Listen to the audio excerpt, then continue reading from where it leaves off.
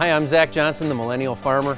I'm up here in Saskatchewan with Christian Hebert out here on his farm, and I'm going to spend the day with him and see what it's all about. Yeah, absolutely, Zach. Thanks for coming, and hopefully we can pick out some differences between Canadian and U.S. agriculture and really just find out we're the same.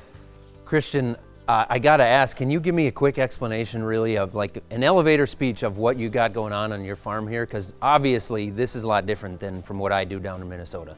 We're black soil zone, grow canola, malt barley, hard red spring wheat, yellow peas, and we grow a little bit of fall hybrid rye.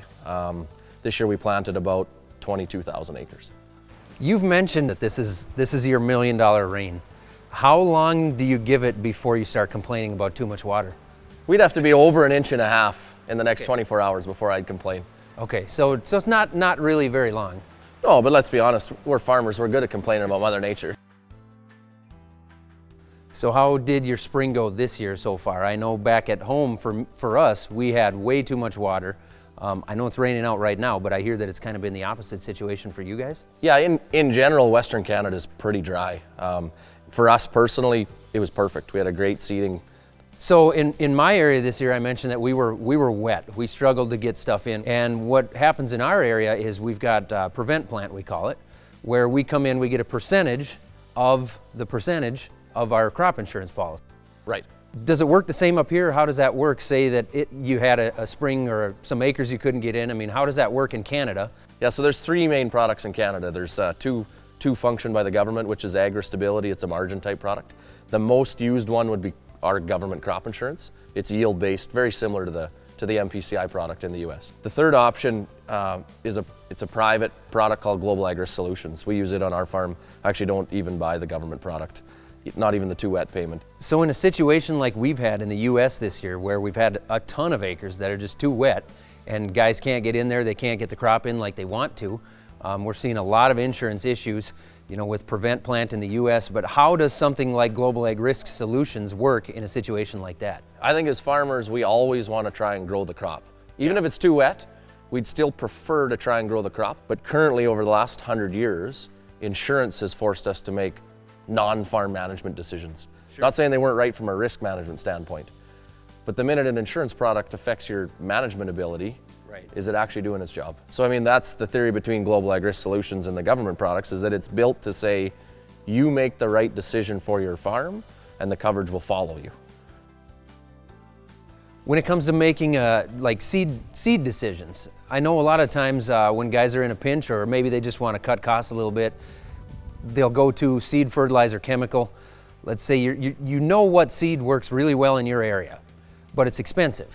And you decide to cut costs on seed by going to a different seed, but generally you know that seed's not going to yield quite as well.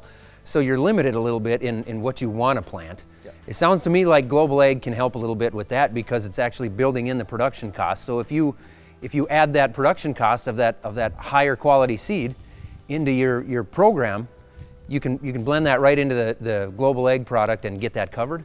Yeah, so you're exactly right? They use exactly what you spend on seed, fertilizer, chem. So let's go back to your thing. Why do you want to use that seed in your area?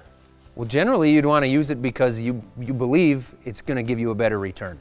Absolutely, which means it's going to yield more. It's going to yield more, enough to make up the difference in the cost that it was initially. So the farmer decides to use a different genetic because it's cheaper per acre for the seed, even though they know it's most likely going to yield less. All because they were nervous of what their current MPCI coverage was. It's the complete opposite of what they should do.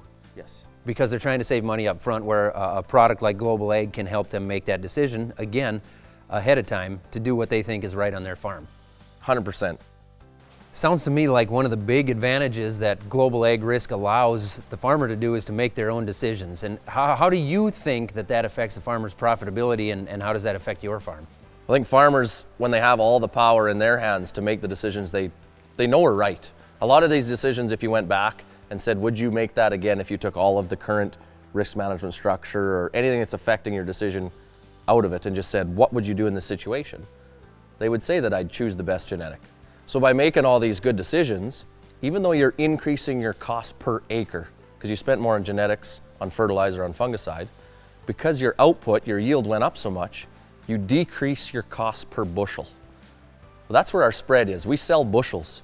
So the more of them we can grow for great decisions, because great decisions is actually what allows us to grow more bushels, is where we capture all the margin. So really what you want to have is a risk management plan that allows the farmer to just be a really good farmer.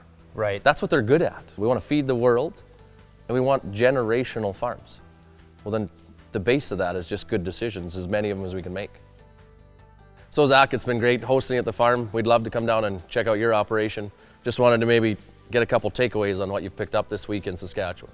Yeah, I've had a lot of fun. I did learn how to say Saskatchewan. I think I did it correctly. I also learned that you guys complain about drought and then it rains the whole time. And if you guys ever get a chance to get down to Minnesota, come and check me out. We don't all talk quite as funny as I pretend we do, but thank you guys for having me. I really appreciate it. Awesome, been great meeting you. Yeah, thank you. I still can't figure out though, like Minnesota, does it get a T or a D in it at the end?